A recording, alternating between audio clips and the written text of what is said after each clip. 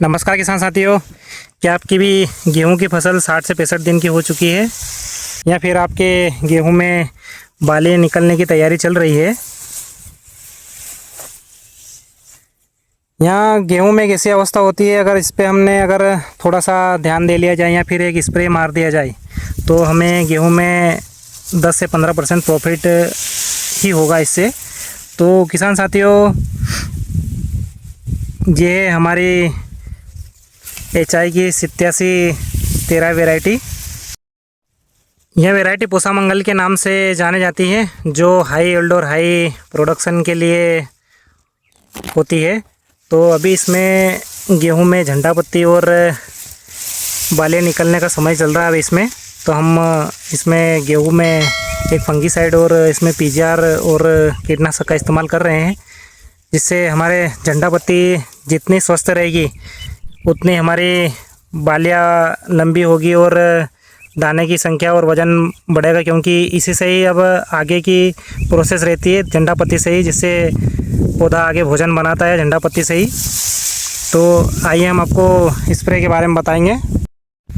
तो किसान साथियों, आप गेहूं में फंगीसाइड के लिए आप कोर्टेवा कंपनी का गैलीलियो वे स्प्रे कर सकते हैं, जिसमें पिकास्ट्रोबिन और प्रोपिकोनाजोल है, जिससे हमारे गेहूं में रस्ट जो रतुआ रोग होता है वो नहीं लगता है इसमें।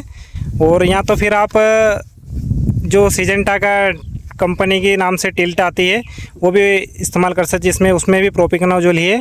और या फिर आप टेबुकनाजोल का भी इस्तेमाल कर सकते हैं, उससे भी हमारे गेहूं में रतुआ रोग कंट्रोल हो जाता है।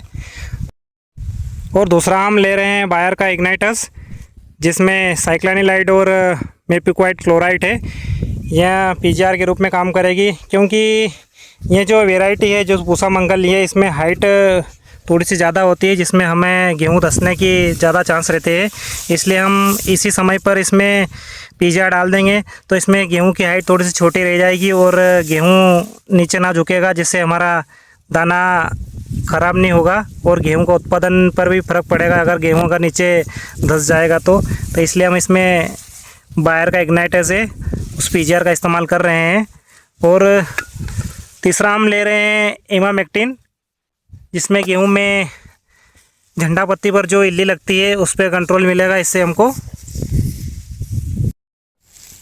और किसान साथियों, हम चौथी चीज़ ले रहे हैं 0:34, जिसमें पौधे को फॉस्फोरस और पोटास ज़्यादा मिलेगा, जिससे पौधा हमारा मजबूत और दाने भरने में पोटास मदद करेगा। तो किसान साथियों, आप इस समय पर किसी भी वैरायटी पर झंडा पत्ती निकल रही है, बालें निकलने का समय चल रहा है, तो आप इस पर यह हमारा बताया हुआ स्प्रे कर सकते हैं PGR को छोड़कर, क्योंकि PGR सिर्फ हमने ज़्यादा हाइट वाली वैरायटी पर ही डाल रहे हैं।